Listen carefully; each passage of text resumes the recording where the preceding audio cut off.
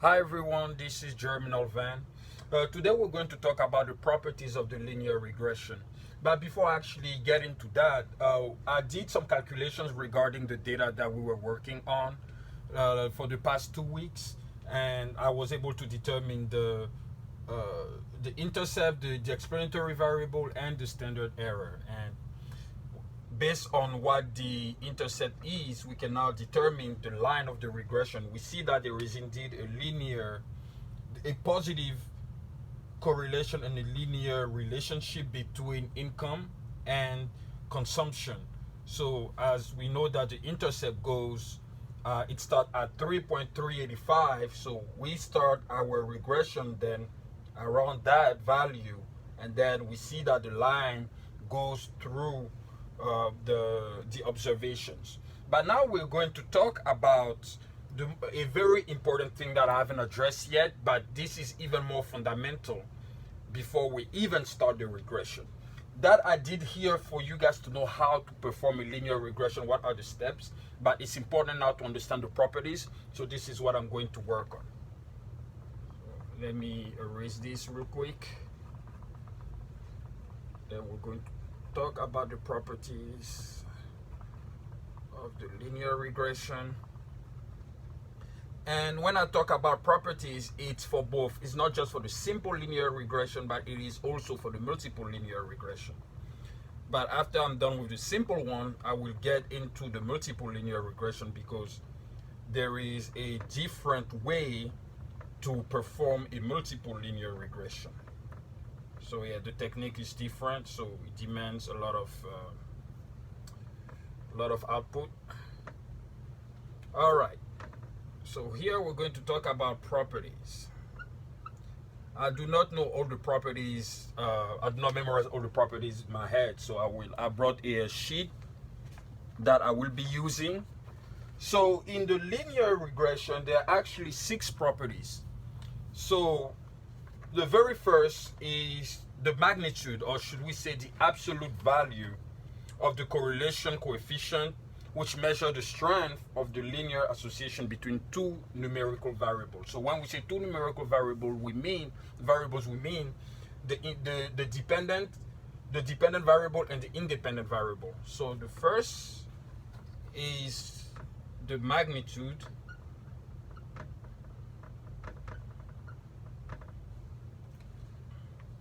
also called the absolute value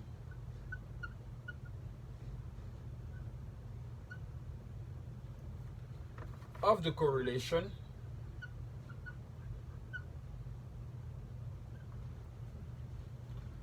which measures the strength of the linear association or the linear relationship. Or we could call it the linear relationship.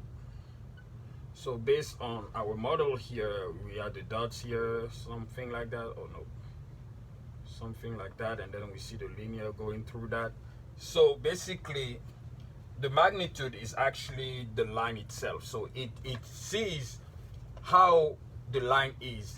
Is the line going up? Is it going that way, or is it going down? So if as in our model here, we see that the line is going up, so of course there is a positive correlation. So it sees the property here sees if there is a positive or a negative correlation between two numerical variables. The second property is the sign of the correlation, which indicates the direction.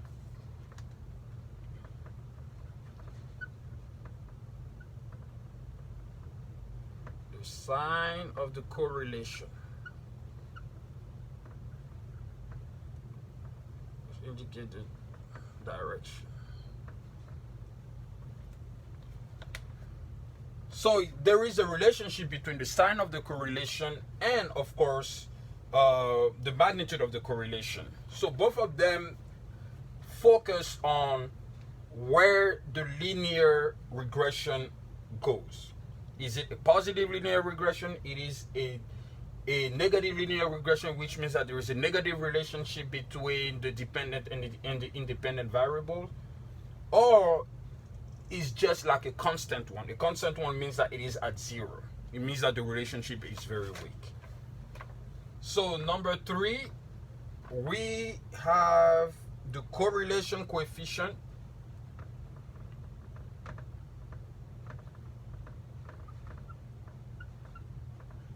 And it must be between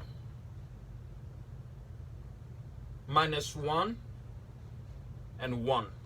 So the correlation coefficient cannot be above 1 or under -1. Cannot go beyond -1, cannot be above 1. So it will always be in this measure here, between -1 and 1. If you do your calculations and you happen to have a correlation coefficient which is, let's say, outside of the scope of these measures here, that means that there is a problem with your regression. Number 4, the fourth property is that the correlation is unitless and is not affected by change in the center or scale or either variables. So unitless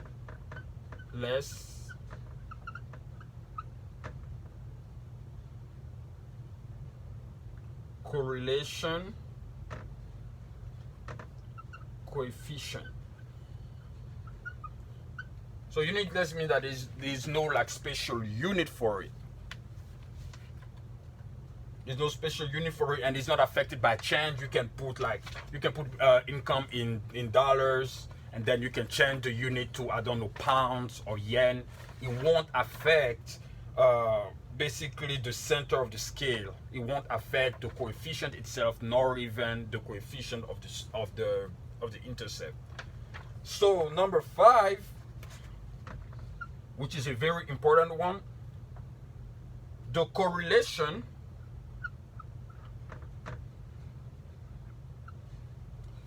of x and y is the same as y and x.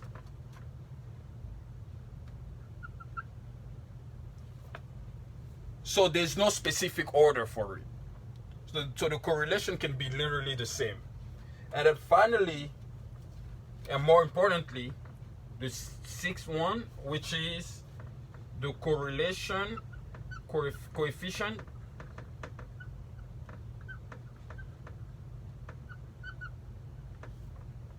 is very sensitive to outliers.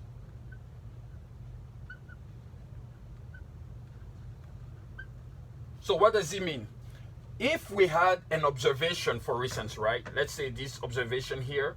If that observation was completely out here, it would have changed the magnitude and the direction of the slope.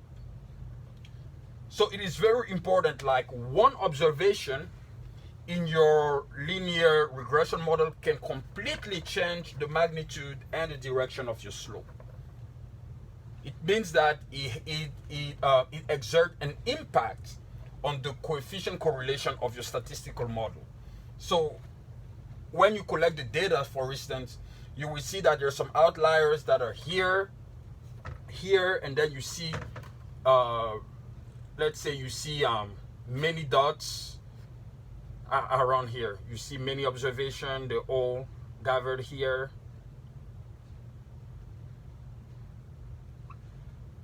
Then you see 2 outliers there, like they're completely isolated from the rest of the group. So these are the outliers, and they basically change the scope, or should I say the magnitude and the direction of the slope itself.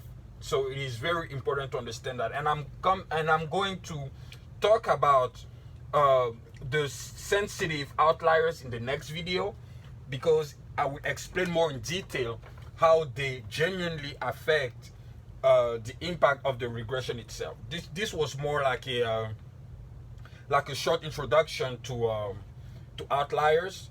But these properties here are very important to understand because this is what you have to check before running your regression. I didn't start by that. I started by running the regression itself because I wanted you guys to understand like the steps, the process of the calculations when you run the regression.